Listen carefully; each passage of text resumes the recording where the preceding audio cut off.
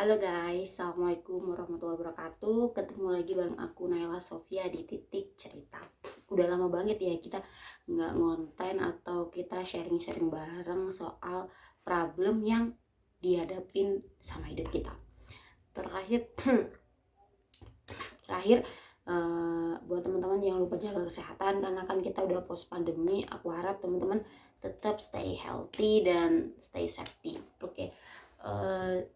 Udah lama banget pokoknya kita tuh nggak ngonten bareng, kayak kangen banget sih. Kalau aku kangen banget ketemu teman-teman. Dan kan dulu nih aku sering banget ngonten seputar cerita-cerita yang berbau tentang banyak banget sih orang yang ternyata terkena kekerasan seksual atau seputar dengan mental health. Nah, kali ini aku bakal lebih banyak, dan untuk konten selanjutnya aku akan cenderung lebih banyak bahas soal mental health atau bahas seputar masalah-masalah psikologis. Why? Sebenarnya bukan berarti aku mau mengesampingkan cerita-cerita yang udah dulu kita buat, maksudnya udah dulu aku sharing atau saya sharing, tapi karena apa ya, ternyata banyak banget cerita-cerita tentang kekerasan seksual yang memang lebih baik di keep dan tidak tuh di up gitu, karena memang nggak semua orang tuh mau untuk diceritakan atau mau kisahnya untuk diceritakan ke orang lain, meskipun itu untuk pelajaran kita semua. Tapi kali ini aku bakal sharing sama teman-teman seputar psychological first aid atau biasanya kita sebut dengan apa namanya, pertolongan pertama secara psikologis. Kalau kita di medis itu ada pertolongan pertama, tapi ini secara psikologis tuh ada pertolongan pertama. Apa prinsipnya? Prinsipnya tuh ada 3. 1, look. 2, listen. Dan link. Apa sih? Oke, look itu adalah melihat atau kita bisa observasi.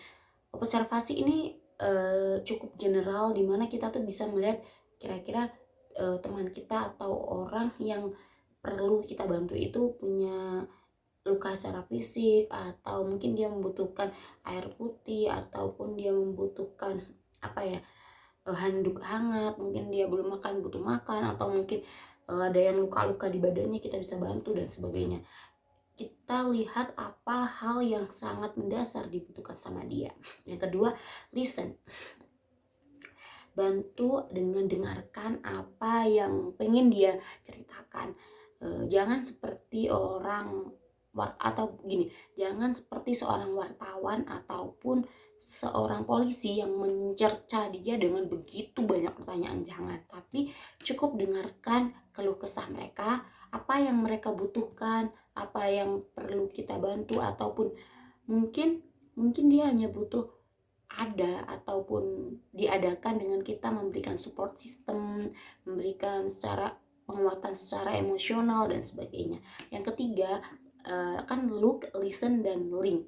Hubungkan mereka dengan orang-orang yang bekerja di bidang itu secara profesional. Misal ini, kita melakukan psychological first aid pada orang yang mengalami kekerasan seksual.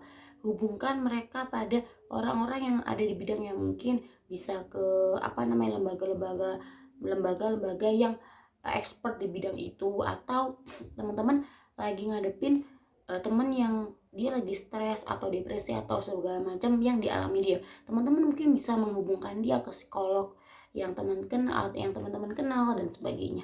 Jadi hal yang perlu aku tanamkan di sini adalah, kalau kita sudah melakukan look, listen, dan yang terakhir link, please jangan sok tahu guys. Bukannya kita ingin terlihat bodoh, enggak, tapi alangkah baiknya jika itu ditangani atau dieksekusi oleh orang yang expert di bidangnya, karena itu akan jauh lebih optimal hasilnya dibanding kita yang kita hanya tahu setengah-setengah gitu. Jadi buat teman-teman, pelajaran yang bisa kita ambil dari sharing hari ini adalah psychological first aid itu memiliki 3 prinsip: look, listen, dan link. Kita bisa melakukan observasi, kita bisa mendengarkan, tapi jika kita memang sudah tidak bisa membantu lebih, kita bisa menghubungkan mereka pada orang-orang yang expert di bidangnya. Mungkin semisal mereka butuh bantuan hukum, mereka butuh bantuan secara psikologis dan sebagainya. So, tetaplah menjadi orang yang bermanfaat bagi orang lain tanpa berlebihan, karena berlebihan itu tidak baik, tapi membantu orang itu baik. So see you when I see you. Kita manusia, kita pantas bahagia. Assalamualaikum.